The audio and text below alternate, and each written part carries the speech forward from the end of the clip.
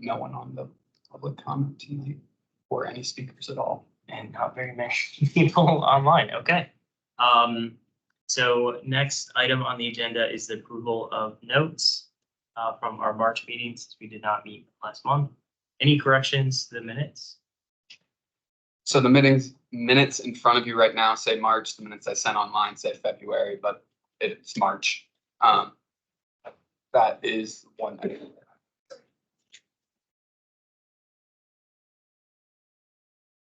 I make a motion to approve that. I didn't find anything. My memory also maybe served me well. I thought they were fine. Sometimes you read through it, you're like, did I say that? I'm like, I guess I did. But okay, did you have? I'll make a motion to approve the minutes. Do I have a second? Right. You, any objection? And then pass. Thank you very much. Next item is the Metropolitan Washington Council of Governments Regional Principles for Equitable Development, which excitingly was just passed by but it was just passed by the county board at their April 24th meeting. So this won't be an action item, it will be an information item when Samia. Yes, so Samia should be joining us shortly. Maybe it is a good time to do the announcements that you're talking about until she is online. So while we wait for Samia to walk us through the regional principles for equitable development and what impacts that has on the housing division and planning division and how we process, when we do planning and programming for housing. There was a meeting of the advisory group chairs with the county board office. I think it was April 30th. And they talked about a number of things. One is the General Assembly had passed new electronic meeting procedures for us. Some of you might have just heard, but it will allow us to have more virtual meetings. They are a bit confusing and complicated when it comes to how virtual meetings work. It says that everyone has to have their camera on the entire time. You must be visible and people must be able to hear you, like members of the public. And if you go off camera for any reason during the meeting, you'll be marked absent for that portion of the meeting, which that makes no sense to me. So the county attorney's office is going to look into what that means. If we're going to have to start taking attendance minute by minute, or if we have a vote. Hopefully it's the latter. And there were a couple other things. We had a very spirited round of questions that no one had answers for during that meeting. We also talked about the interim Arlington County Advisory Group Handbook that the board and the board staff are circulating. And I don't think we've sent this out to everyone yet, but if you have comments or feedback, please read it. And I think just send it directly to the county board staff. I had a lot of concerns with a lot of the changes. They seem to be cracking down on what advisory commissions can do, which is already not a lot. And like restrictions on talking to the media, and you have to get cleared from staff and the board before you can say anything, and they'll tell you what to say, and it's not super transparent and open. And there were a lot of other restrictions on, like, we can't create a subcommittee without approval from the board. We can't go to other departments without going through staff and having that approved, like if we want information. So I sent a bunch of feedback and comments about my concerns, and they said that they were looking at them and plan to make a lot of changes based on what I had said, but would love to have you all weigh in and also provide your feedback so that we can make sure that these are good guidelines for us to operate under, and not unnecessarily restricting how we do things and making it harder for us to do our job. So we'll be sending that out. Alex, are you able to send that out to everyone? Yep, Okay. I can send that out, and we have until June 11th to get comments in on that. So good amount of time. Great. And these changes are not pursuant to the General Assembly. No, this is just the county board's office making changes. I think in large part because concerns of the Human Rights Commission, so they're cracking down. Well, and they also apparently haven't changed that. It's been a long time in since like- they changed it. Yeah, 10 years or something like Mm. that, so. Want us to send our comments to Alex or just I directly? think Alex will provide instructions on where to send it. Yeah, I can, when I email it out to you guys, I'll give clear direction on who to send them So to. we'll be sending them as individuals, not as a commission. Correct. Yeah, and so let's do it. They'll be sent to me and I can make sure that, all of housing's comments get Okay. to the correct staff person. But I'll have more specific detail in that email. Sounds good. And then also, we talked about safety at meetings and both virtual and physical. Apparently there was an incident, I can't remember what commission, I'm not sure which commission. but there were people who like logged on and kind of hijacked, like they started showing like video or images that were very inappropriate, and they were able to, I think, shut it down and like turn off the Teams meeting. But we had a conversation about what was the appropriate level of locking things down on Teams to ensure that stuff like that doesn't happen, while also allowing people to participate and kind of back and forth on like should people who don't sign up in advance still be allowed to provide public comment? I said yes. A lot of other people were like, it should be locked down so that we know exactly who's speaking and, you know, that they're not going to do what happened before. And we just talked about like security protocols in general, just making sure that people are safe. And so I don't know what's coming from that, but So one change you will notice, like you see, this is Michael Heminger right here. It actually, I had to set options before the meeting for everyone not in our organization, meaning Arlington County, to be able to share their video and camera. So now I'm going to have to manually go through each person and allow them to speak. So you can't unmute your own self? So no, not if you're outside the organization. Yeah, so Yeah. that, Well, For sure. except for when we have the, well, you can raise your hand. okay, Yeah. okay. I was thinking when we do like our whole commission virtual, but we can raise our hand. yeah. Well, when the commission has our virtual meeting, he will make sure in advance that Yeah. all of us have the ability to turn our cameras on and unmute ourselves. Oh, self unmute, okay. Yeah, Yeah, in that scenario, if it was all virtual, as the meeting started, I would just go through and unmute every single one of you so that you had the option to. do Got it, okay. Might have to get an assistant for you. I'm serious, because. Yeah, some commissions are using too, so that is something might have to do. Might have to have someone virtual online helping kind of with the virtual lobby.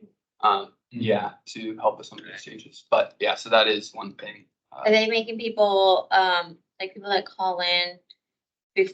You know, there's like a waiting room, which I think is already happening. They have to put who they are, or how's that gonna work? Because I know there's sometimes people call in and you see like the last, I think, 4 digits of their phone number. Yes, I don't totally remember off the top of my head the call-in instructions, but I can also circulate that. yeah, I was gonna say, so So they that- said that they sent you how it's gonna work, but they didn't share with us. Can you share with? Yeah, with most of what they shared with us was kind of like the background of how to get the team set up in that sort of thing. But yeah, I can also put together some sort of information for you all and Sounds get that good. sent out. And it looks like Samia is here. Hopefully able to unmute herself and go on camera. Yes, I think she should be able to. So Samia, if you're ready. Yes. Am I able to, hi, am I able to share my screen as well, or? You should be able to, Okay. yeah. All right. Let's see here.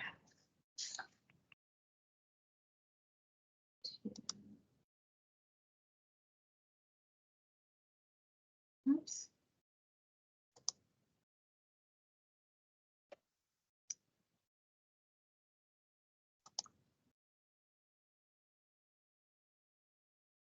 All right, am I sharing? Are you able to see that? Yep, we can see your screen with the Flower. flower on it. Oh, there we go. You can see the presentation. Now you can see the presentation? Okay, Yeah. great. Looks like it's in the It's presenter in the view. Notes mode, but we can see it. Okay, hold on 1 second.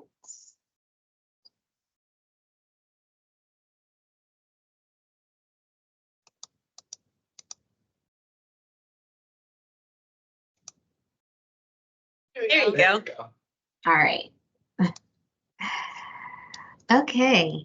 So thanks for having me. I am going to be sharing with you all about the regional principles for equitable development. And I have a little bit of history in the slides just to give some context. I won't spend too much time on that because I want to go over the principles themselves and then talk a little bit about how they've been adopted and what we are looking to do with them. But I will start with just some background here.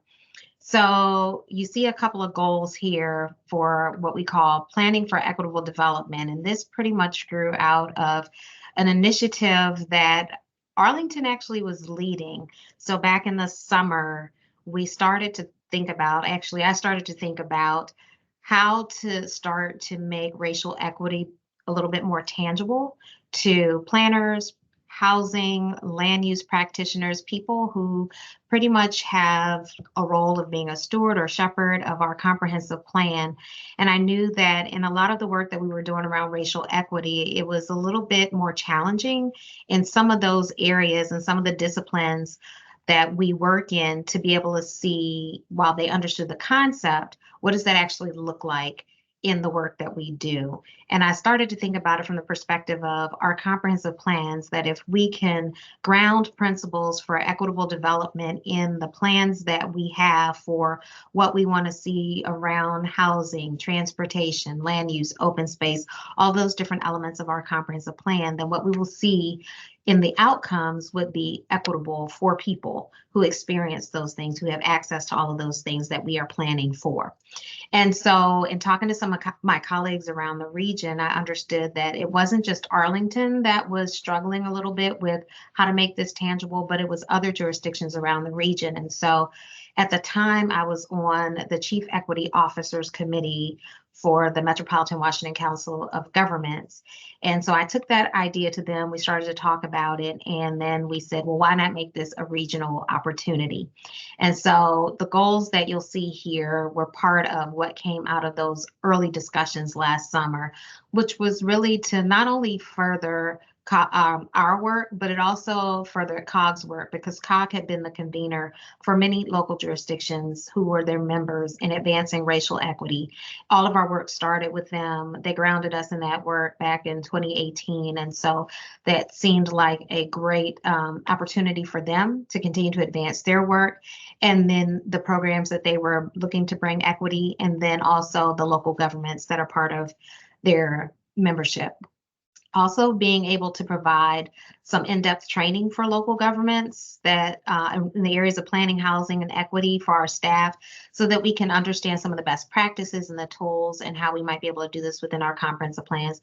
And then part of that was, as I was thinking about this opportunity, I wanted to make sure that they weren't just principles that we put in a plan and then they couldn't be implemented or they couldn't be tangible or actionable for people, but wanted to workshop principles that people thought could be actually practical in implementing them so that we could see the outcomes that we were expecting. So those were some of the goals of the overall initiative. Just a little bit of historical context from a region. I think most of the jurisdictions are part of the report, the Uneven Opportunities Landscape Report. When we started talking about this work with the region, and most of the work that we do, we always try to ground ourselves in the history. And as you may or may not know, there are a number of reports, one by Urban Institute, one by the Northern Virginia Health Foundation, but they all talk about how there are differences in life expectancy. And so when we look across the region, it's a 27-year difference. And what we know is that a lot of that is based in policies, practices, a lot of them around our land use, housing, and zoning over decades that are rooted in systemic and structural racism. And so, again, we always just like to give that context as to the why it's important when we talk about planning, when we talk about housing, when we talk about zoning and the policies and the plans that we have developed over a series of decades. So the value, and I talked a little bit about this before, but the value of this in terms of planning and particularly comprehensive planning. So for Arlington, we have 12 different elements of our comprehensive plan that touch on so many different disciplines. We have staff across the entire organization that have some role or some aspect of their work that touches on planning, whether it's, land use planning, whether it's parks planning, whether it's transportation, but all of that leads to creating places and spaces for people to have access to opportunity. And so why not the comprehensive plan? The value there is that it gives us that overarching vision or place or space to think about really grounding equity in our processes and in our plans for outcomes that we want to see. Again, making it tangible through the physical realm, through the built environment, because that's how people experience places, through the physical places that we create. And then making sure that we are coordinated and we are collaborating across not only the region, but even within our own jurisdiction. Like I mentioned, it's an interdisciplinary effort when we talk about planning. And again, implementation is really important. And most of the plans, well, actually all the plans we develop, because over time they get implemented, and what we see is the built environment and the places and the spaces that we create. So again, grounding those plans in equitable policies and practices and processes and outcomes will be the result when we start to implement them over time, or when they are developed, when those things that we put into the plan are actually developed. And that's when we'll start to see the results of that and the equitable outcomes that we are looking to achieve.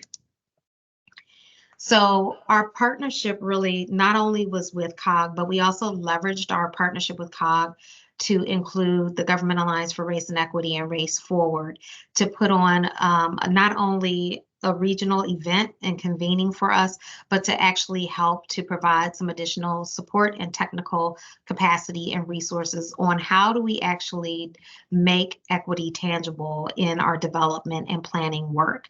And so we worked with them on that and still have been working with them actually over the last several months. And so that process has looked like this. As I mentioned, in the summer, all the way up through the fall, we were designing this initiative. And in my mind, it was really just kind of a one-day workshop that was just going to be with Arlington County staff to bring them together across different disciplines to talk about the value, the means, and the methods to do this, to come up with guiding principles that we thought would be practical and valuable to include in our comprehensive plan. And as I mentioned, this became a regional effort. And so working with colleagues on the Chief Equity Officers Committee and COG, as well as GEAR, we started to design what a one-day workshop could be, just to first convene everybody to start to have some conversations on these topics, and then to start to workshop things. And so that resulted in a day-long event in November, where we brought together nearly 80 plus people across different jurisdictions and regions. They were housing practitioners, transportation, environmentalists, as well as land use planners across all of the different domains, across all the different regions. We spent a day just first being educated about the history and our past as a region when we talk about land use and planning decisions. And then we had a regional panel that talked about what we were doing locally within our comprehensive planning efforts to start to bring equity into those processes. And then we took the second half of the day to really start to develop a set of guiding principles that we as a region thought would be something that we could put into action. And we workshopped those. In December, we shared a draft of those guiding principles that had been developed in November with COG's Planning Directors Technical Advisory Committee, and we did the same in January with the Housing Directors Advisory Committee. And then we shared them back with the Chief Equity Officers Committee, because we really wanted to make sure that from the local jurisdiction perspective, everybody was able to see not only their jurisdiction in these principles, but that it would be tangible to them, that it was something that was actually practical, that they could see implementing as well as adopting. And then we also from February through May, we wanted to, again, not just develop these principles, but also to be able to provide some support to staff who would be implementing them at the local level to understand, okay, we workshop these principles, we developed them. Now, how do we actually implement them and what do they mean? So we started a mini series with COG that Gear led for the region as well in February. And that actually just, the last session just ended this week. I think there were 4 different sessions that they attended and really tried to drill down on these principles. So in March, we presented them to COG's Board of Directors for adoption, and they adopted them as Resolution R13 2024. And there are 10 of those principles. This slide here, I really just wanted to show you how we've participated over the last several months in the region. You'll see in one of the pictures there, Anthony Fusarelli, our planning director, with other planning directors in the region as part of that panel in November for our regional convening. And then the second picture at the bottom really just looks at one of the workshops that as part of the mini series. So you may identify a couple of our staff there, but in both of those events, we had at least 15 plus staff across the organization that participated in both of those, both the series, the mini series of 4, and then our regional convening as well. And I have links here, and I'll share this out with Alex to share with you all. But there are links to just the article and the information about the regional convening in November, as well as COG's adoption of the principles, and then the resolution itself with the principles in it. So you'll be able to access that. And so now I want to just go through the principles with you, and some of them are fairly lengthy, so I'm not going to read all of them, but I do want to lift most of them up. Like I mentioned, there are 10 principles, and they go from the first 3, which really focus on process, and then the last 4 to 10, I'm sorry, they focus on policy outcomes. And so the first one really is to acknowledge history and repair past harms. And it talks about really being able to document the historical harm caused to communities of color by actions of government through our planning, housing, and development, to identify connections between those actions and today's racially disparate outcomes. This is something that I think you will see, and maybe have already started to see, that we've already been doing this. We have our racial history timeline.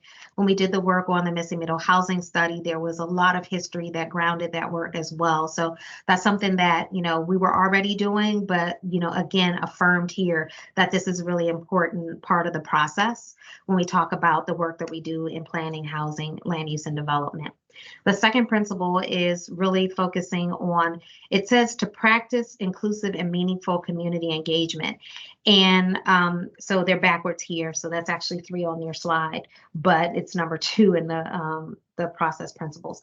And it's really requiring local community participation and leadership in decision making to really reflect a diversity of voices. And it also talks about using power mapping as an equity lens when we design our equitable engagement strategies and approaches as well, and making sure that we have voices that are represented in all of the work. And one of the important things in this principle that I also like is that it talks about building cultural competence in our planning process and designing planning processes and materials that are clear, accessible, and engaging for culturally diverse stakeholders. The third principle, second on the screen, is committing to implementation with internal capacity and community transparency.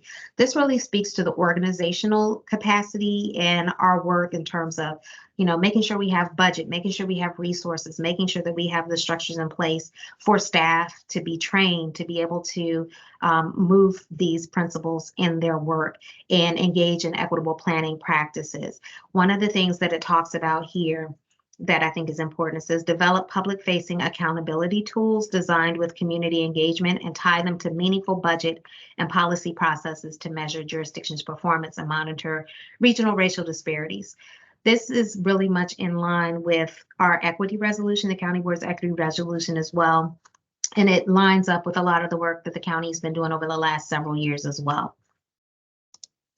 The next 7 principles that I will speak to, again, they focus on policy outcomes. And so the 4th one here is advancing economic opportunity and mobility.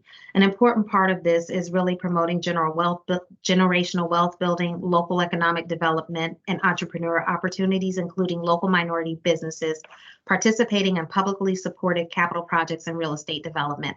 We don't often talk about that as much in our planning, land use, and development work, but that is an important component of why we generate a lot of the development, why we do a lot of the work that we do, and that is to support economic opportunity and mobility. And we don't want to miss the opportunity also to think about the role of small businesses and local economic development in our work. And this also speaks to working with the private sector to avoid and mitigate displacement of businesses during construction of new projects and enhancing community services, serving establishments with capital and capacity building supports. So another important component also speaks to quality living wage jobs for people in all neighborhoods, which we hope that a lot of the work that we do in planning, land use, and housing in our development will be able to do. An important one, I think, that will resonate with you all, preventing displacement, the fifth one. And so I'll read this one in its entirety. And it says, develop government regulations, policies, and programs to mitigate economic pressures and allow anyone who wants to continue to live in a community to do so as it grows, especially for residents vulnerable to displacement pressures due to systemic racism and economic insecurity, and prevent displacement of small businesses that serve communities experiencing displacement pressure, including preventing predatory speculation of property in communities at risk of displacement. And so it's a lot there, but I think a couple of the things to highlight there is really, again, focusing on residents who currently live here and those who want to come, but making sure that we can allow people to stay who want to remain here. And then also it again focuses on small businesses and not displacing small businesses as well. The next principle focuses on expanding affordable housing options and preserving existing affordability. Again, I will read this one because I know that it will resonate with you all. Create and preserve healthy, safe, and long-term affordable housing for all family sizes, abilities, ages, and incomes to create integrated, inclusive communities in all neighborhoods through a mix of publicly supported strategies scaled to meet the actual housing needs of the region's population growth and communities that have experienced housing discrimination. So I think that speaks for itself, and a lot of the work that we have been doing, I think, speaks to this as well. The next principle, support and strengthen diverse community values. So this one really does focus on, and it uses a word that I like, respect, respecting the local culture, character, and diverse values of community by uplifting existing cultural resources as valuable assets of a community. Here is where I see the element of our comprehensive plan that focuses on historic preservation and cultural resources. I see that as where we would be able to implement that, and especially with the adoption of that plan most recently. The next one, promote people-centered multimodal mobility and connectivity. So this one speaks to transportation and prioritizing effective, safe, dignified, healthy, and affordable multimodal transportation choices for all residents. And so it also speaks to how having access to equitable transportation amenities then provides access to things like employment, education, health, and social services, as well as amenities. The next one speaks to develop healthy and safe communities. So really this one really talks to designing the built environment that enhances health opportunities for communities that are currently experiencing racial disparities in health through public amenities, and making sure that people have access to things like healthy food, physical exercise, improved air quality, and safe and inviting environments. And so this goes back to where I started a little bit about the social determinants of health and health outcomes based on where you live and what you have access to. And then the last one, promote and regulate for environmental justice. So this principle really focuses on regulations and securing resources to mitigate and reverse the effects of environmental hazards, past and present, that have disproportionately harmed communities of colors. And it speaks to working across government silos and across sectors to eliminate disproportionate and harmful environmental burdens on any community. And so those are the 10 principles in summary, and some a little bit more in detail. And what I think is really important to note here is that while COG adopted them in March, Arlington County was the first jurisdiction in our region to adopt them just this past April 24th. And so our board adopted them with a resolution, and they spoke to our equity resolution at the same time and how it really is consistent with that. And so I know you can't really read it all here, but this is a copy of what that resolution looks like. And each of the 10 principles in depth are attached to that resolution. And then I also have a link here to the board's adoption of it and what they spoke to when they mentioned it, when they adopted it. And so this is really important. How do we use this in our local context, and how does this apply today? So I think it's really important that, one, we've adopted the principles as a local jurisdiction. And that was one of the goals when we set out to do all of this work, that we wanted all of the localities to be able to take these principles and look at them and adapt them for their circumstances at their jurisdictional level. And so we've done that. And I think that that is an important first step, because what it does is it gives staff the support and the grounding that they need to be able to start to, even though some of these things we're already doing, but actually in earnest do it and use it in all of the decisions and all of the work that they are putting forward. And one of the places that you see highlighted here is in our comprehensive plan update, that these principles will be part of that and centered in our comprehensive plan update work. Also, for practitioners, our agencies, and our partners, being able to formalize these principles in a way that they form another part of our equity lens. So it means that we can operationalize equity when we do things like plan for housing, when we develop policies and we establish our processes. We can look back at these principles as a way to help guide how we do that. We use them to support our equity-based approaches to planning and development processes.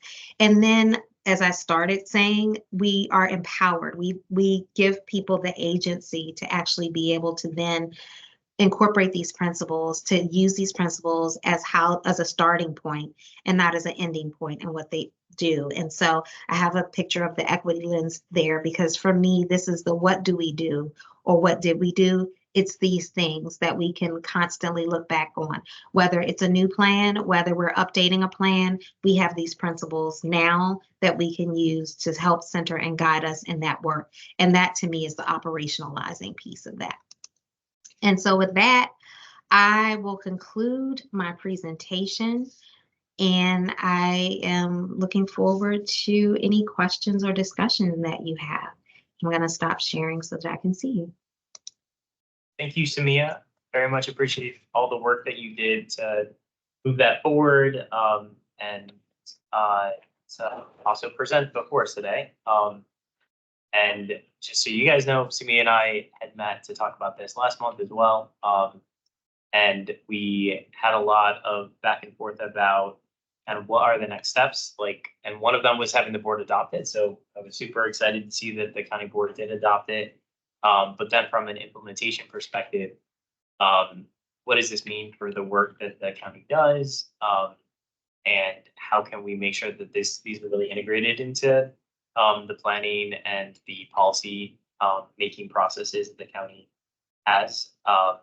So Samia, my question for you is, beyond the principles, are there plans to create like a guide or any additional more granular guidance for planning staff and folks involved in these processes to help them with best practices on how to implement these and what that could look like in our community? So we've not talked necessarily about an actual guide for staff to use them. The first step will be making sure that everybody has them and that they've been shared out. I think we're in the process of the comprehensive plan update, and I think that that will be a really good place for us to start to help people actualize them, as we're going to be using them to center that work.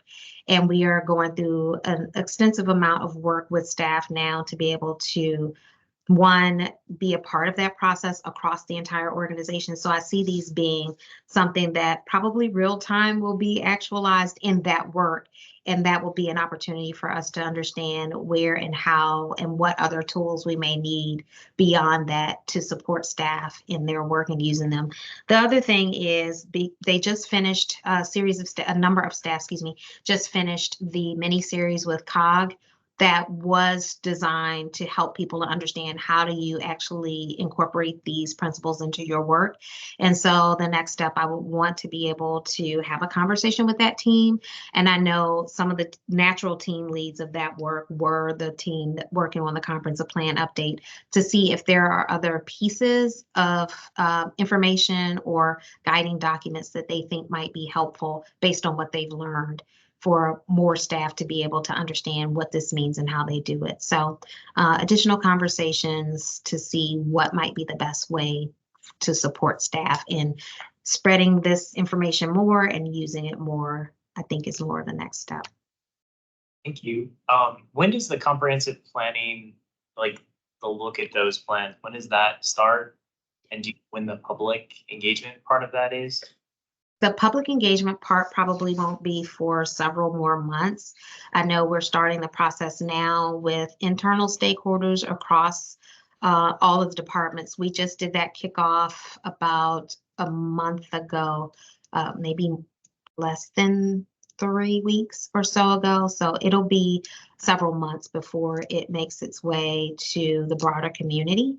We're doing some internal what we call SWOT analysis. So, and some discussions with each of the different departments and divisions or teams that have a role in the comprehensive plan and have some relationship or connection to it. So it'll be a little bit of time before we are public facing with that work. Okay, thank you.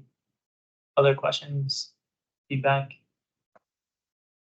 So for example, like recipients of Arlington County, like CDBG funds or AFIP funds, is that going to be incorporated into the applications that those entities would use to apply for funds? So I can take the first part of that, Samia.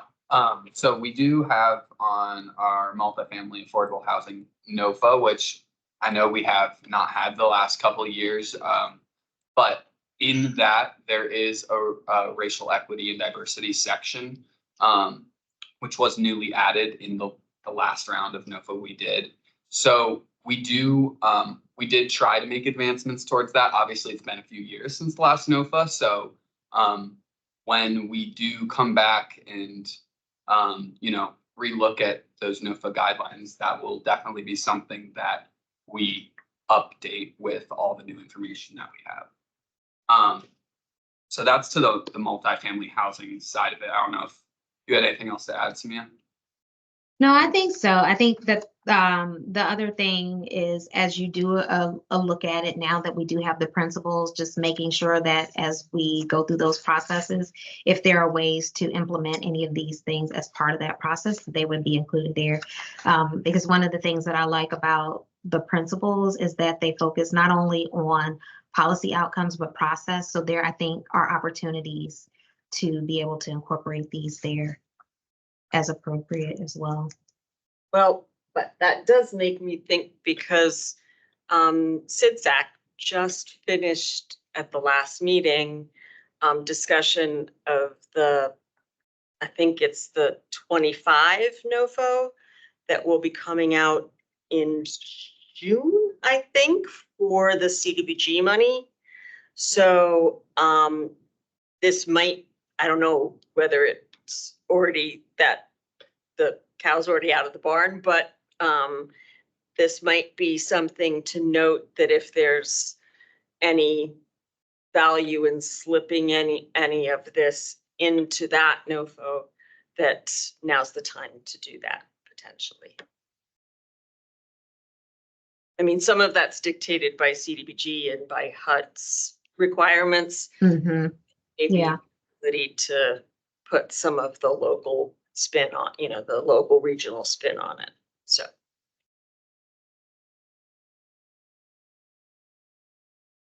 Any other comments or questions? I know Samia has, I think, a hard stop at 7:45. Just a quick question. Are there other jurisdictions that are scheduled to soon adopt this? Is there any conversations with other? I hope so. I talked to my colleague a lot in Fairfax County, and I know she is looking to do that. I believe Montgomery County as well. So a couple of the counties are talking about it. I think it came up at the last mini series in May as to how many other jurisdictions are doing this. And I'm hoping that our example is something that others will follow, and they'll do that, because that, again, was part of the point as well, as we want to see more of the jurisdictions, all of them actually adopt this. That's the value as a region collectively. If we've all taken this step, it helps us all to advance equity. So, but hopefully Fairfax will soon. The last question, comment? Okay, well, thank you so much, Samia. Really Thank appreciate you. all the work that went into this. Excited Thank for it. you all. Bye. And just for everyone's awareness, that's no longer an action item, because at the time when we made it an action item, we thought the board hadn't adopted it yet, and since they have, now it's just an information item. It's not often that the board is ahead of us, but in this case, happy for it. So the next item on the agenda is the Legislative Priority Subcommittee. And normally this is something we talked about over the summer, so people may be asking, why are we talking about this now? Well, I would like us to form a Legislative Priority Subcommittee early, so that it's not sort of a last effort like we had last year to try to put things together. And there's some other context as well. So I don't know if it was a February, March meeting, I talked about how I'd been talking to staff, talking to the board, talking to planning commission about trying to put together a subcommittee that would be focused on making recommendations on how the affordable housing ordinance and the enabling legislation at the state level could be improved so that Arlington gets a better deal. The board would not like us to move forward with that at this time. So given that they don't think it's a good use of our time, I think last year I had recommended to the commission that we didn't include it on our legislative priorities because we wanted to try something that was more robust. This year, I think it's good to include our legislative priorities and let the board know that we do think this is important and we do want them to focus on this, even if it's not happening this year, if it happens next year. And I think there's other items that make sense for us to do some research on and come up with some really solid proposals for the county board to consider,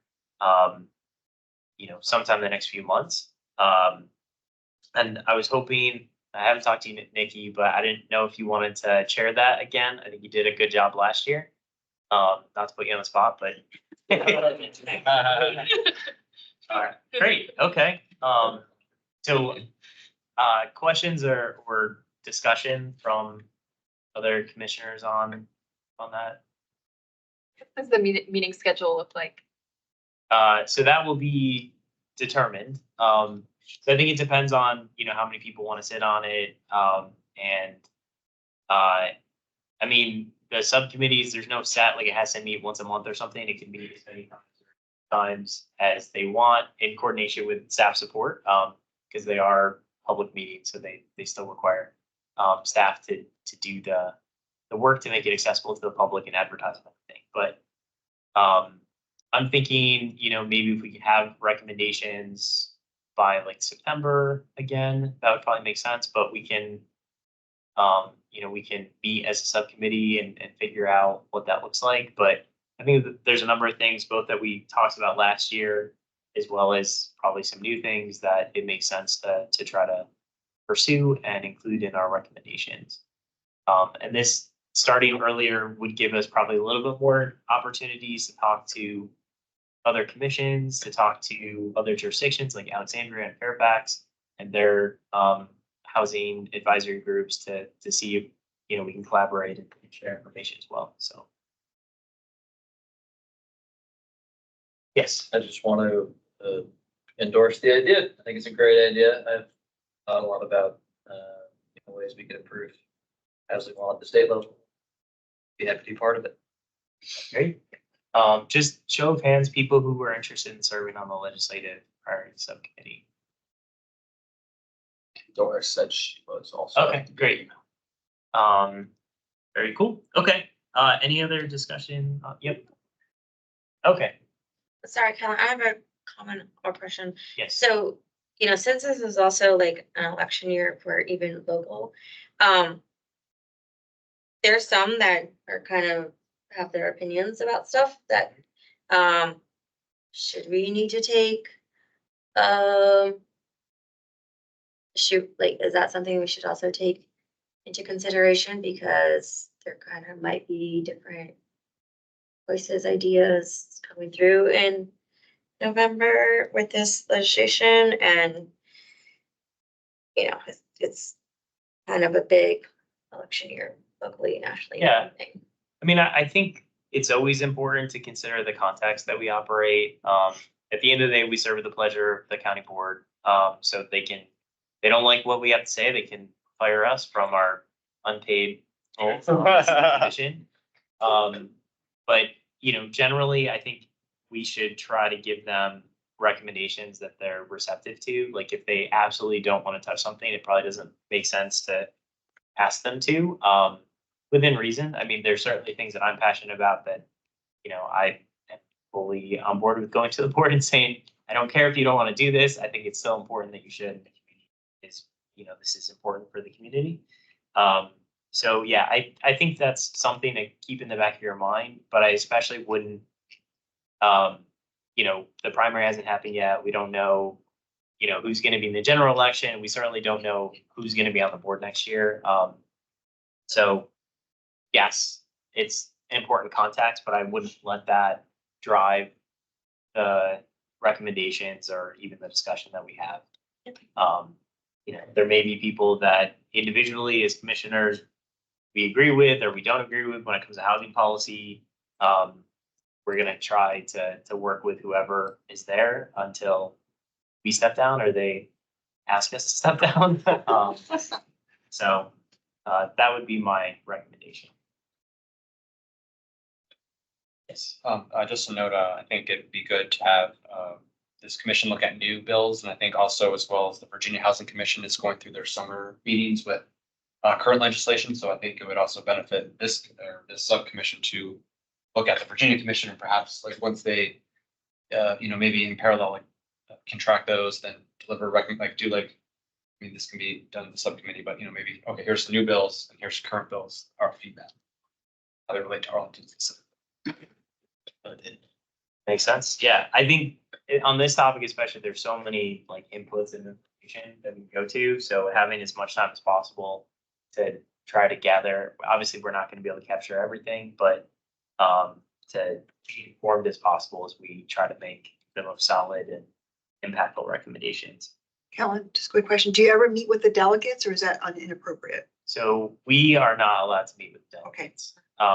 So we can recommend that the board take action, but we can't meet. I mean, in As your a- individual capacity. In a housing commission capacity, we cannot meet with them. Okay. Yeah. I mean, I meet with the delegates for many other commissions, and senators, but yes, never with my housing commission hat on. Okay. Yeah, we recommend a report to the board, and it would be inappropriate for us to go to directly with recommendations. No. Yeah, to this, did not know that. Yeah. Not that I. Yep, that's a good way to get in trouble. Yeah, makes sense. Yeah. Any other questions? Can you invite them to listen in? Yeah, and also what came up at the chairs meeting, which surprised me, is apparently we can hold like events, like forums and things. They were saying, they said that like if we wanted to do like a housing forum and invite the whole community to come, we could do that event and staff would support us. That's what Libby said. So that was, We could do that. I mean, it would just be a public meeting, right? I think more than a meet, like. they Like said with it could be food an and event like the whole thing. Turning into a fair. I mean, It sounded food like is how you get it's people more than to know just, things. I can look into that. yeah, that would be helpful to get Committing. some more to context. anything. Well, but I mean, that's because a delegate could come to that. Is that what the point was? Of bringing that up. It just Yes. like that we're able to like go out to the public to talk Oh. about things that I didn't think was something that we were really allowed to do before, but they said that we are. So that apparently is okay, and that, you can invite, senators, delegates to come to that, or I guess anyone, but Well, because on the SITSAC tour that they did, there were delegates on that. Yeah, and a lot of housing events like. And there were people, stuff. and there were regular people at that too. okay. So, Yeah, so Alex, if you're able to figure out what is the scope of, not saying that I think we should do something like that, but I think having a better sense of what we can do and what we can't do, would be helpful as we, there may come a time when we say, hey, we do think we want to do like a 2-3 hour public forum about, housing issues, and we want to have speakers and like, I don't know. Just is something like that possible? Because I know typically like staff does events, and sometimes we get told about them, and sometimes we don't. Yeah, so it would be good to know. Okay.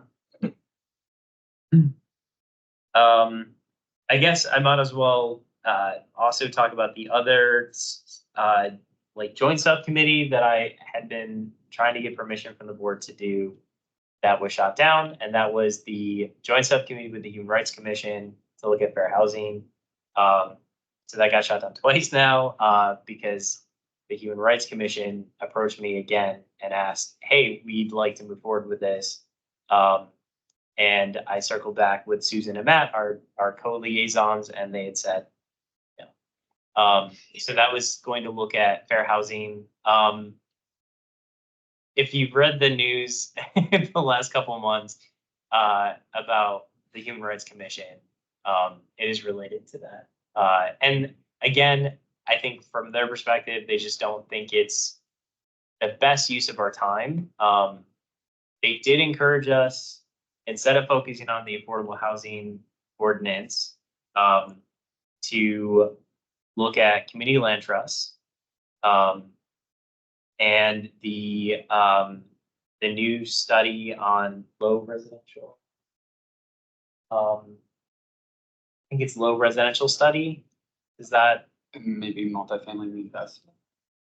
Yeah. So I think this would be another, I guess, the informal, the lot coverage study is it's gonna be called low density.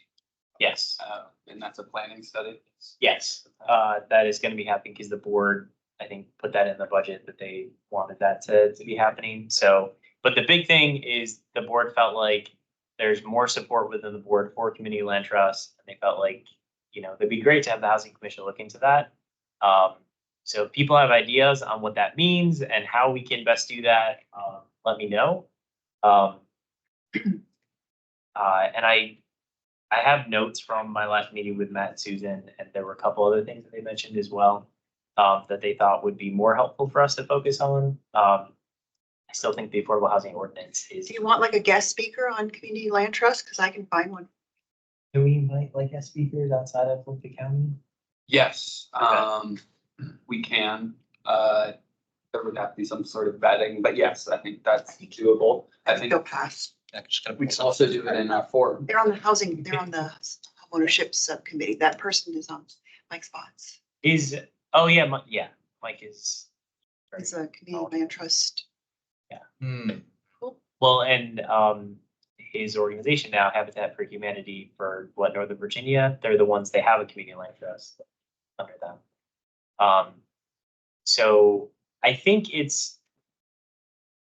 we would need to figure out like, what are we going to bring to the board that they, I think the board has a general understanding of how they work. To me, the big issue is they need a lot of money up front. I don't know how to recommend to the board that like, hey, you need $100 million to like make this happen.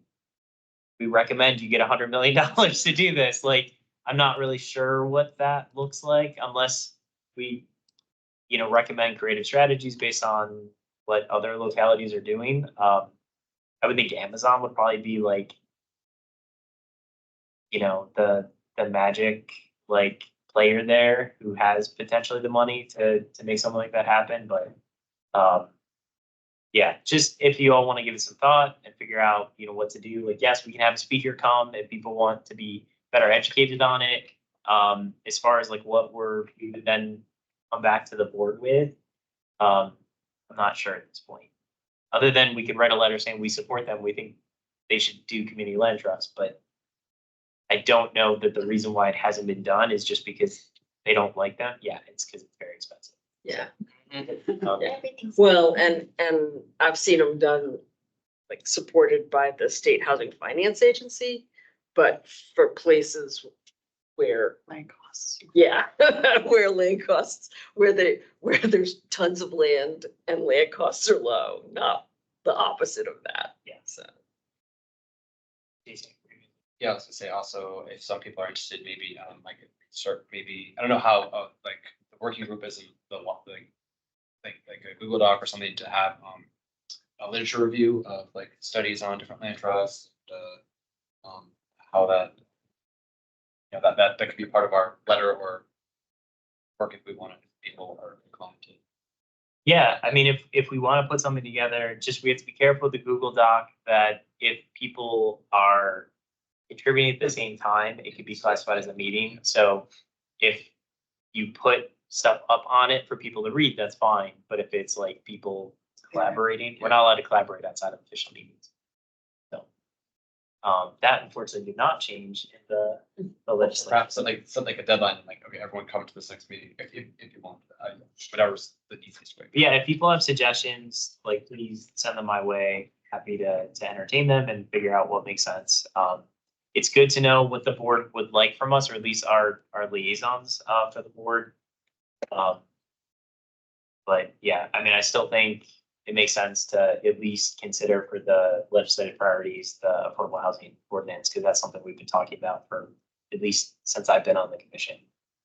But any other questions about that? Oh, and with the fair housing piece and that subcommittee, the subcommittee may not be happening, but that doesn't mean we can't keep following up.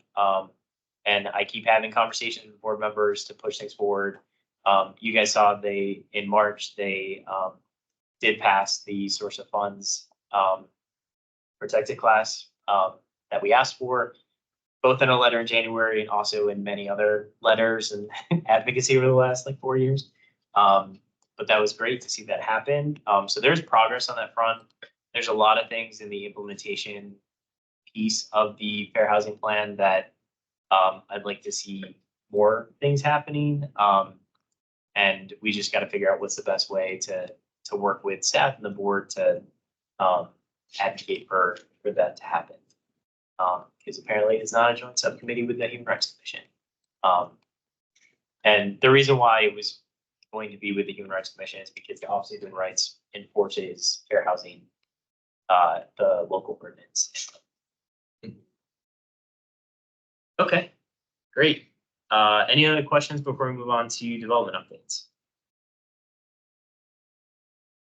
Okay. Okay, so for development updates, I'm gonna start with the Barcroft. We'll note the first two use permits we heard as regular items. We've decided to move the use permit updates to development updates for the point that there will be 10 of them.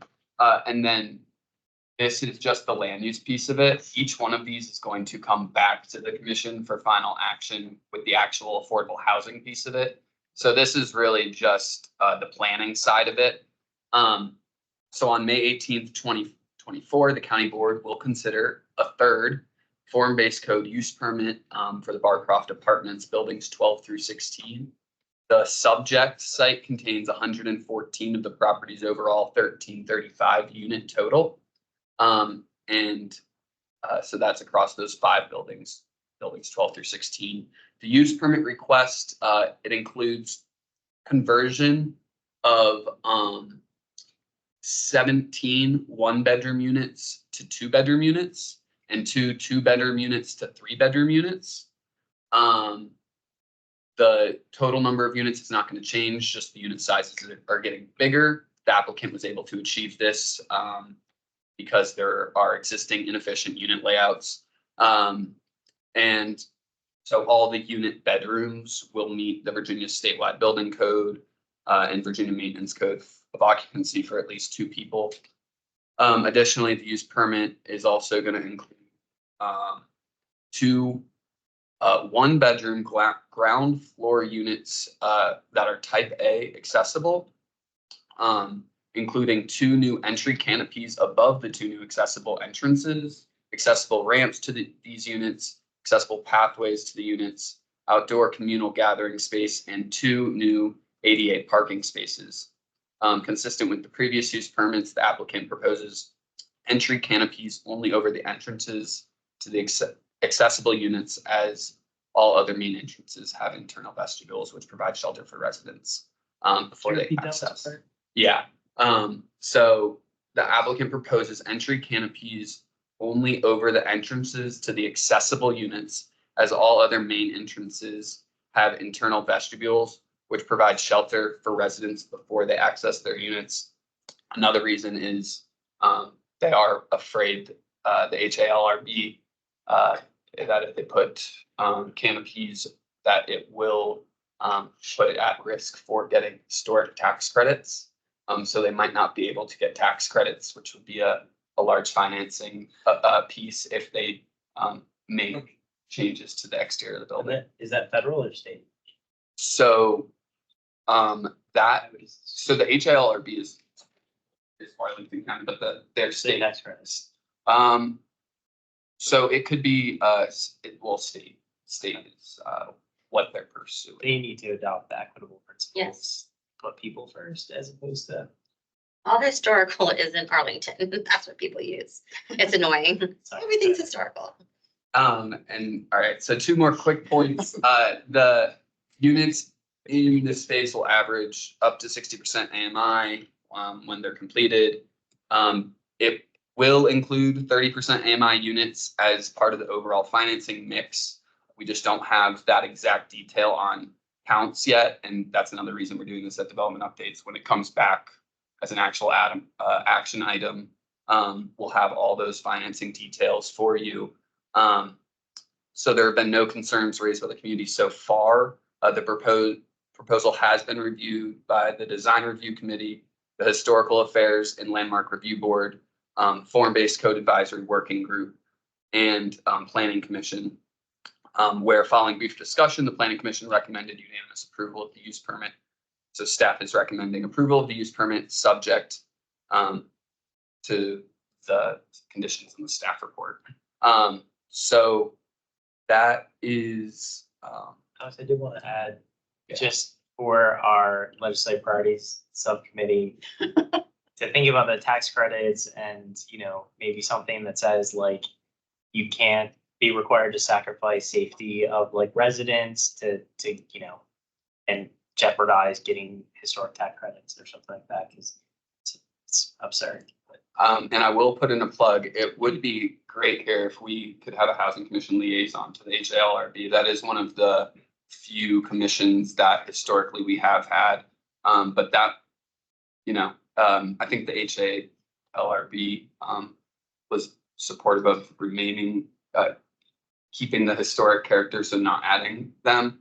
If we have a commission liaison, we might be able to work with them a little bit. I wrote them a letter. So hopefully they didn't sway them. Yeah. Okay, well, yeah. So yeah, I definitely hear you.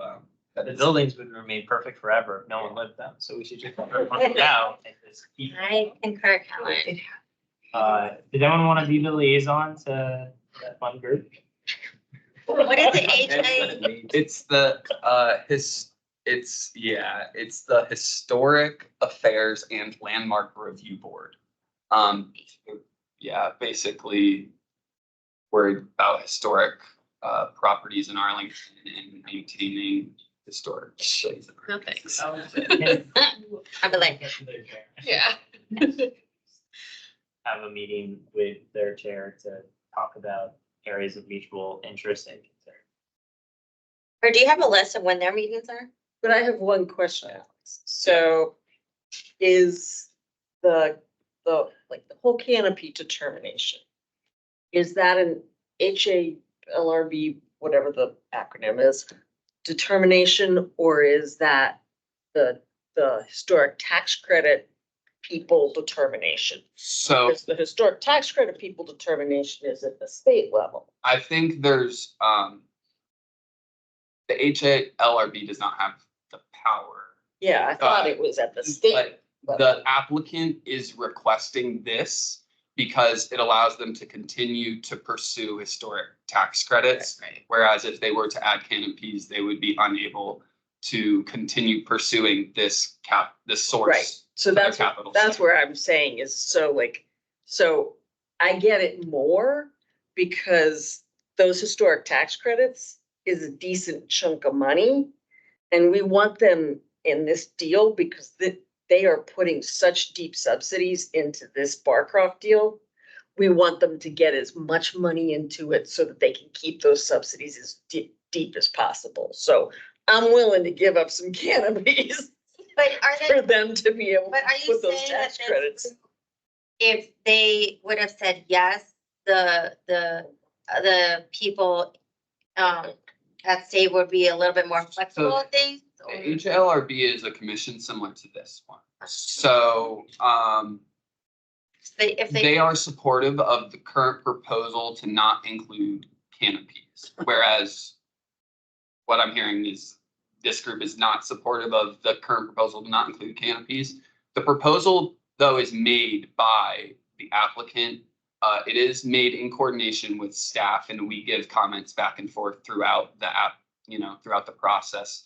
But yeah, it is something that the applicant put forward because recognizing the canopy issue, they want to be able to have the ability to earn historic tax credits on the property. which I understand, I would just So say they like, were saying we can't do historic tax credits if we put the canopies on. The ship has already sailed. Yes. Potentially, I mean, did they but they know that for sure, or that's their dating? So they're still early in the process, and there are many phases to this and many different in Barcroft is a huge community in itself.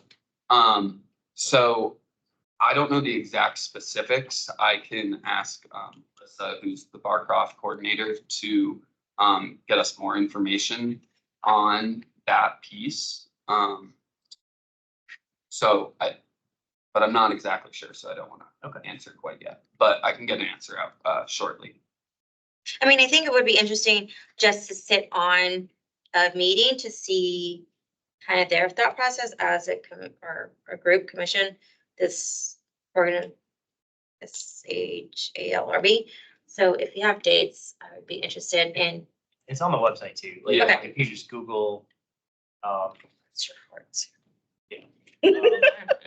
yeah, we can. Bless your hearts. I don't know, did they I like live in a- on there? Yeah.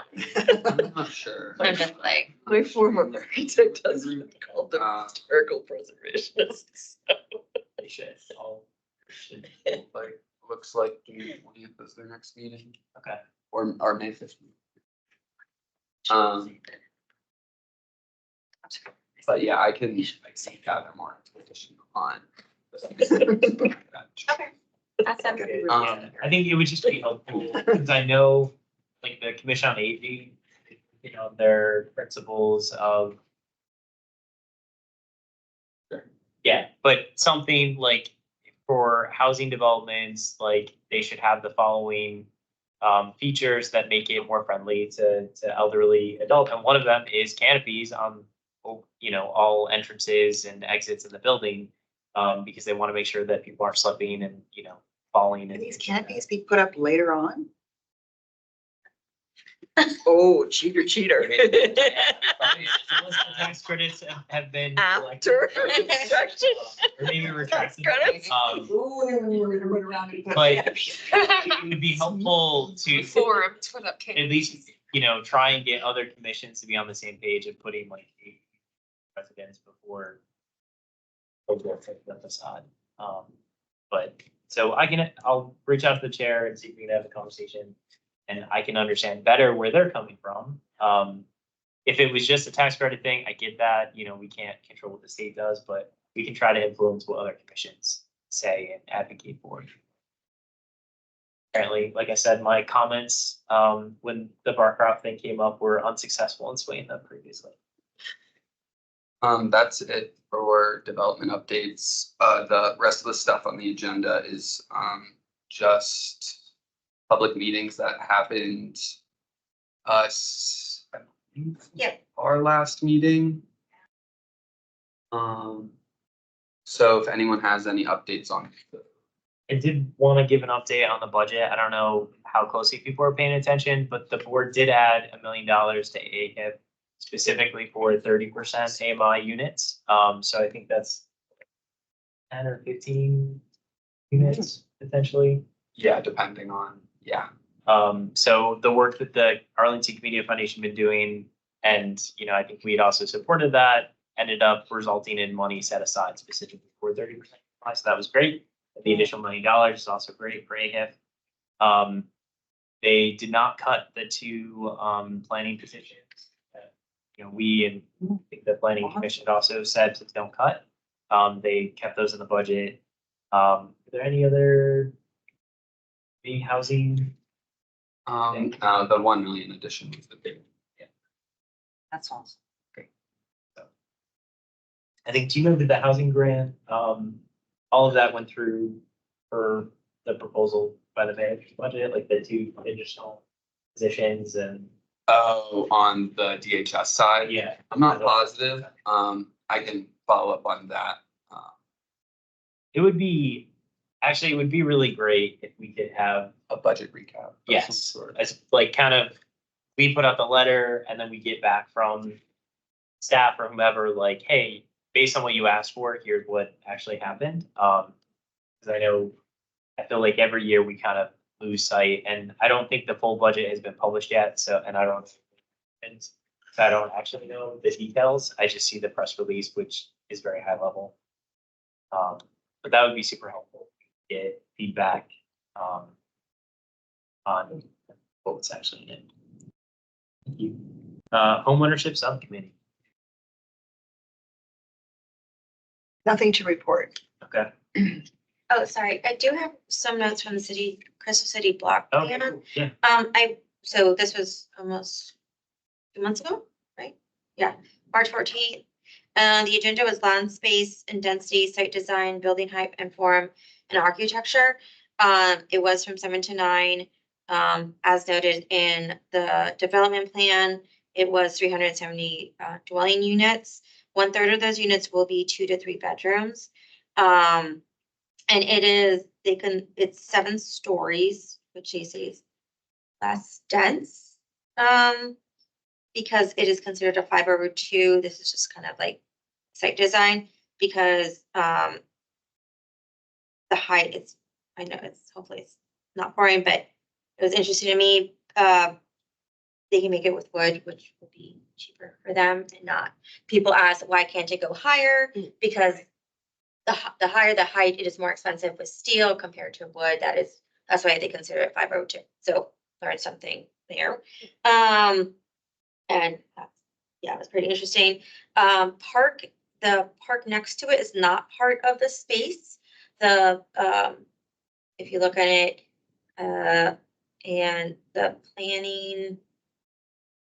Arlington Planning Commission or the Park and Rec Commission is kind of dealing with that space.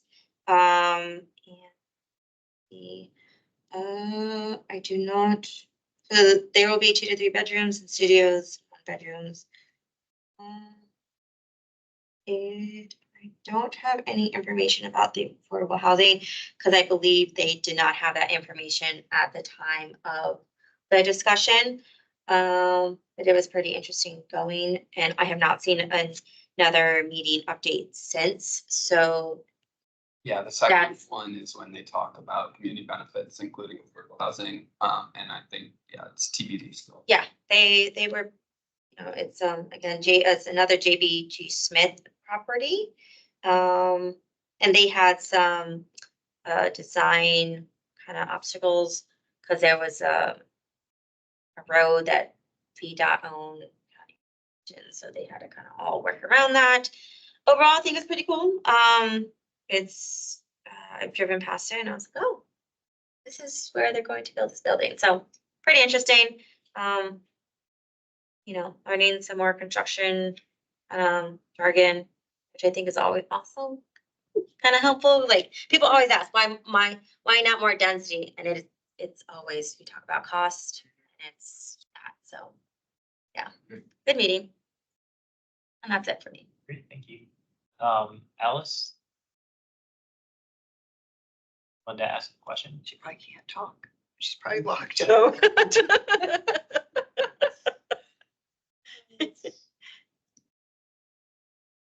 As it's allowing Mike.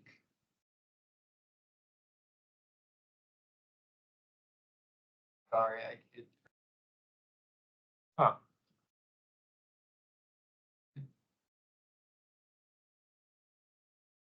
Is it working now? Try it again, Alice. That's how it's- Oh, okay. Thank you. Thanks, Alice. Sorry about, and that's part of the new Teams thing. Yeah. That obviously isn't totally figured out. So try to get more on that. Okay. But thanks, Alice. Also, I did want to mention, I don't know if people saw in the news, the Pentagon City Sector Plan got struck down by one of the appellate courts in Virginia on process grounds. I guess they didn't have any issues with what was in the plan, but they claimed that the county didn't give enough information about what was in it, which Yeah, that the Riverhouse site wasn't in or something. So, yeah, there are some projects that we have in that area that we're waiting for a little bit more guidance on before we know how they're going to proceed. Yeah. As that just happened like yesterday. Yeah, I think the article I saw in Arl Now was saying that I guess the guidance at the state level has been relaxed about what you have to advertise since that Yes, happened. yeah, I'm not into all those weeds, but yeah, it has been relaxed a little. So the board may just decide to re-advertise it and just pass it, or they could, there's another option, I don't remember. Oh, they can appeal. They can appeal to the, I guess, state Supreme Court and, yes, unverified. Well, they can't do anything. I know. If even poor Alice could talk, but. Also included both employees. Oh, okay. Just updating us on how's it going.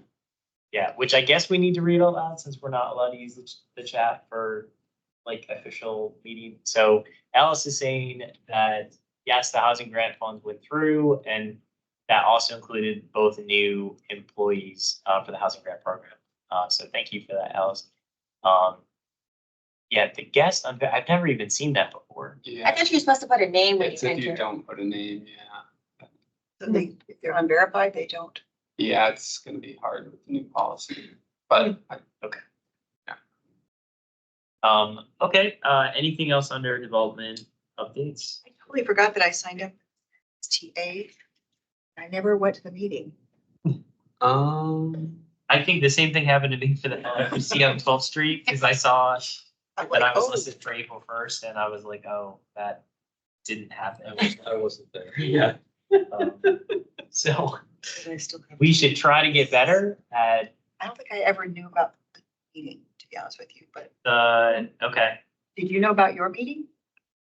I must have, my name's on it, I assume. I mean, I get all the emails, I get so many. Emails, yeah. Like 2,000 unread emails, it's Oh my like gosh. not good, but I get all the emails about all of them, which kind of makes me not pay attention to a lot of them because I just get so many. And Alex is helpful in like, hey, can you reach back out to them and ask? Because there's some things that only I can request, like staff can't. To get on the SPRCs, it has to be requested by Kellen. You were the one that didn't Which is a forward the new- meeting to me then. There you go. If you are listed as the representative, you should be getting the email as well, right? Yeah, that's what happened to me with the Crystal City. Yes, all right, I can, yeah, because you should be on the SPRC list, and so you should. Okay, I'm pretty sure I do check my emails every day. Okay. Get it. Well, I can check in with planning on that process. Alex, do we have a date for the next Crystal City? or heard? Or- Not yet.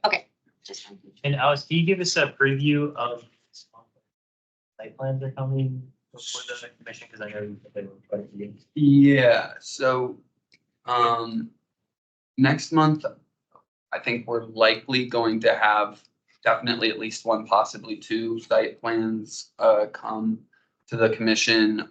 One of them, which is the most likely to come, would be the NSTA site one. And that's the site down there, where Roadside Grill and NSTA and El Radicchio are. It would be 7-story building with 188 units, and ground floor retail. So that is, one we're gonna be hearing likely next month, and then possibly also Wakefield Manor, which is a little bit down the hill here.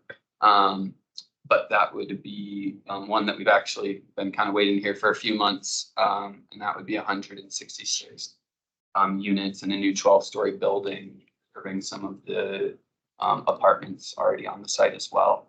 So those are the two site plans. There's also the electronic meetings policy that we'll have.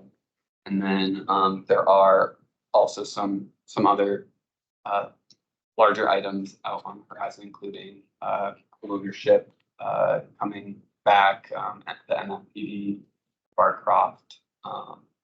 And so those are some of the other big things coming down the next few months. Sounds good. And if you could let us know when the housing grant study, because they presented like the draft report, even though the recommendations still went to the board, and then they said they were still making changes, but they said they weren't going to come back to us once they've made changes. But I'd still really love to see the final and know when that hits been finalized. You know, we're hoping to get, or I was hoping to get some more information on the history of the program past 1991, Yeah. I think. 'Cause I think it goes to like, The one can seem to find yeah, it. it's the 50th year anniversary according Yeah. to I think the Washington Post article. Yeah. But yeah. It's been around a long time, but we just apparently don't have a lot of records about it. Okay, anything, so no homeownership subcommittee updates, it's Oh, sorry, just a quick question. Yep. Was the 12th Street landing reviewed at the planning commission yesterday? I saw it on the agenda. I believe, so that's a good question. I'm not sure if it was, right. I actually don't know. Okay, I think I Because- watched that, I'm not sure if I saw it. Yeah, so, yeah, that's right. It was in the PDSP stage, so it's not final site plans yet. But yeah, I believe it was heard last night, unless they pulled it for some reason, but yeah. And so that was an LRPC, which means it will turn into an SPRC at some point. So, Yeah, the applicant for 12th Street is planning to have a quick turnaround and submit the SP or the LRPC process for 12th Street Landing is establishing 3 separate land bays on the site. And then they'll come in for final site plans for each of those 3 land bays. But they anticipate to come in pretty quickly with the first one. And those have to go through the full. And yes, all of those 3 final site plans will go forward as regular SPRC processes and then come to the commission. great. Any other questions on development updates? Okay, I know you already talked about SAC. Is there anything else you wanted to share? Okay. HR, we already talked about HALMD. Community Services Board. At home, we don't have one for, I'm not totally sure what work we're doing right now would intersect with that, but It's mostly mental health. yeah, exactly. So Which is important, but not super related to housing. to what we're doing right now, that is one of the, so traditionally it was SIDSAC, HALRB and CSB that were like the county board kind of appointed liaisons in between commissions. So historically there's been one, but understanding now there isn't one right now and it might not be the biggest need to Okay. fill. And there's a community service board rep on SIDSAC. So we often get, like, if there's any big burning issues on community services board, we get it It through. kind of makes you the rep. like, indirectly. So you can And tell us. if there's you- actually Human Rights Commission person on, CITSAC's sort of like the collection of a whole bunch of other commissions on it. So it's sort of, but anyway. Sounds good. C2E2. Yes, so the joint subcommittee with C2E2 is organizing, we'll probably have our first meeting this month or next month. So I will keep you updated if you've already told me that you're interested about when that is gonna happen. If anyone else is interested, just reach out to me. What does it stand for? Climate change, energy and environment. With 2 tubes. And like there's some interesting things coming up with like the green building policy, the revising, things like that. So Sounds good. Anything else? Okay, meeting adjourned then. Thank you all very much. wow, that's good. Awesome. Thank you, Peter. Katie, should I just shoot you an email?